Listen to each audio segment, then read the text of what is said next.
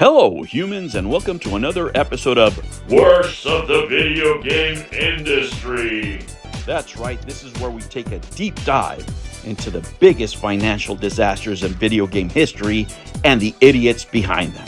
So do me a favor, hit that like button, subscribe, so you never miss another episode of Worst of the Video Game Industry. Now, with that said, let's get ready for the show. On today's episode... Hello, humans, and welcome to another episode of Gen X Gamer. I try to save my voice to do this oral essay for you guys as much as I could. I tried to use the AI, but it just didn't sound, it didn't sound well with the energy that this piece deserves, right? Because we're looking at 10 years of misery and more when it comes to the Xbox. Now, let me say this before anybody gets the idea that I don't like Xbox or I'm a PlayStation fanboy or a Nintendo fanboy. Not at all. I own all three company stocks. I want all companies to do well, right? It's in my own best interest.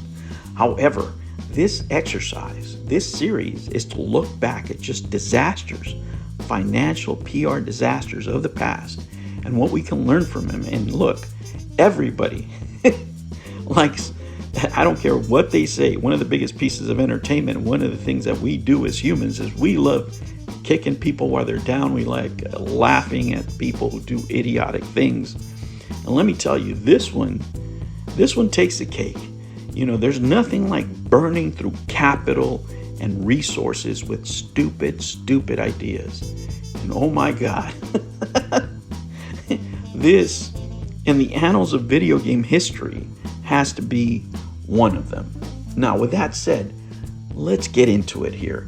10 years of misery and more. When I ask you to give me your favorite memories with your Xbox, I bet most of you are going to say either the original Xbox or the Xbox 360. Nobody ever looks back at the Xbox One and says, man, I got huge nostalgia for that, because we all remember what a disaster that was at launch. So humans, let's gather around today, wherever you may hear me across the internet. And let's take a journey back to the legendary Blunder Town in 2013 that was the Xbox team, right? It was getting a little too connected, pardon the pun, with their ideas. You know that when they thought this through, I don't know who the hell thought out there that we wanted to shake our butts or yell at our consoles instead of actually playing games. What an idiotic idea, right?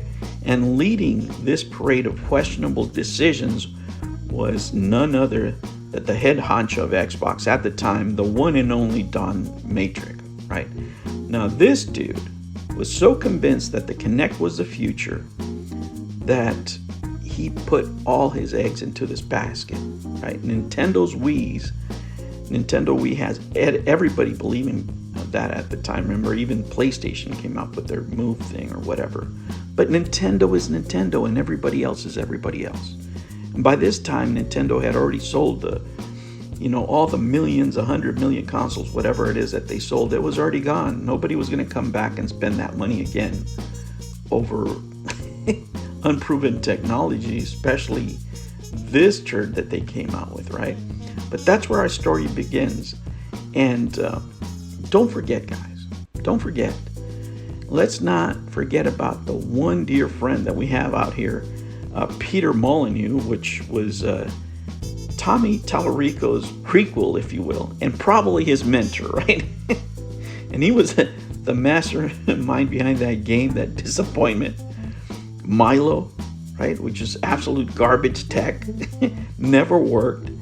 The game where you could have supposedly a conversation with some sort of AI boy, which, probably sounds great, but it was anything but. The whole thing was a lie. It was all BS. It couldn't do any of the things that you were looking at the screen. They hired an actress to do it, and that thing was as interactive as watching your dog take a shit, right?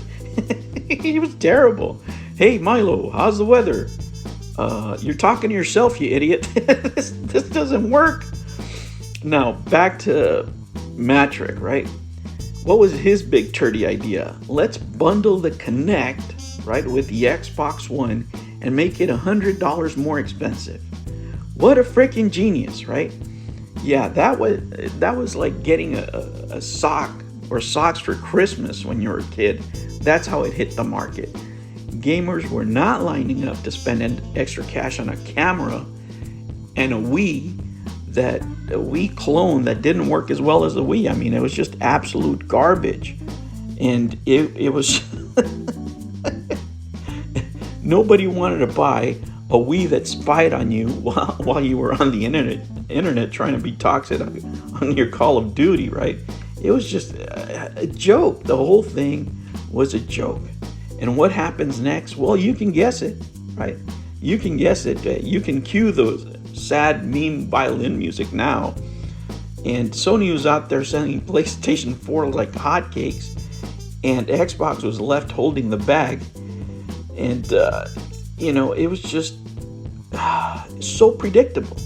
So predictable. This was one of the biggest fumblings of the bag that you've ever seen. You didn't have to be a genius to come up with the next Microsoft product. You didn't. You had the Xbox 360.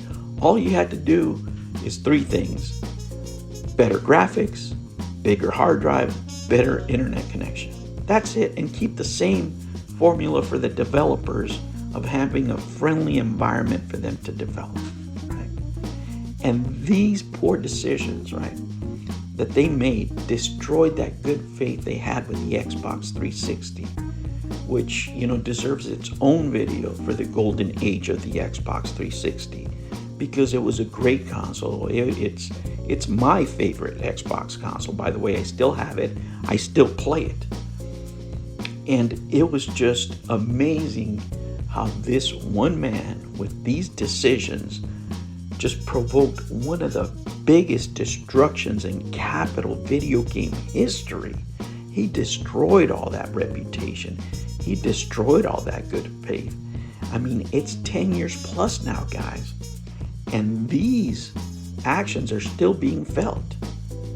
I mean, Nintendo just conceded the latest console war. It destroyed 2 console races with one bad decision, right? And he's like, well, what was his quote? I think, our team should have been better at communicating that we were really into gaming. No, greed is good, right? Ambition is good in some points, but when your greed wants to make it to where you want everything in the market, you want the gaming and the entertainment side of it. This guy was just completely out there in left field with bad ideas. A lot of people asked, why are CEOs paid so much money? If you've been a friend of the channel, if you've been following the channel, you know why. But for those of you who don't know, they get paid so much money because it's their job to do one thing and one thing only, is to predict where the market is going, right? And make your moves ahead of time, sort of like the Wii did. That's why they made so much money. They had that idea that, if you remember when the Wii launched, everybody hated it. Just like with the Switch, everybody was skeptical about the Switch. Everybody was skeptical about the Wii. And then it launches, and then you figure out that the public didn't want them, to the tune of over 100 million units sold. That's the job of the CEO, coming up with a concept, with the marketing, and driving his team to do that. When it goes well, the amount of capital you can raise, the amount of money you can make is unpredictable and unlimited. But when you get it wrong, you have these kind of consequences, right? Damage to the tune of 10 plus years. 10 plus years. 2 console wars lost. Billions of capital burned out. People that didn't do business with you because you had a bad product. And slowly but surely, Microsoft is getting back out there. But the reason Microsoft is in this position 10 years later goes all back to this. One of the biggest clusterfucks in video game history. And this, let me tell you, this should be taught in schools. This should be taught in colleges, on how not to turn your back on the people who got you here. how not to turn your back on gamers. Xbox realizes this now, and that's why they have the Xbox Game Pass and such a great focus on video games now, because they learned from those big mistakes. But let me tell you, if it was any other company, they would not have survived this. But because Microsoft has billions and is worth trillions, that's the reason they were able to weather out the storm. Well, guys, my voice is gone. What do you guys remember about this? You tell me in the comments. Guys, thank you for joining me. I know these are not eyeball getter videos, but these are the things that I find interesting, right? When it's not only nostalgia, it's going back in the past and looking at it from a business point of view and what we can learn to apply to our own, business ventures in the future, or just to see what's going on in the market now. And sometimes history does repeat itself. Thank you for joining me. I'll catch you on the next one. Take care. Did you subscribe? Did you hit the like button? What the hell are you waiting for?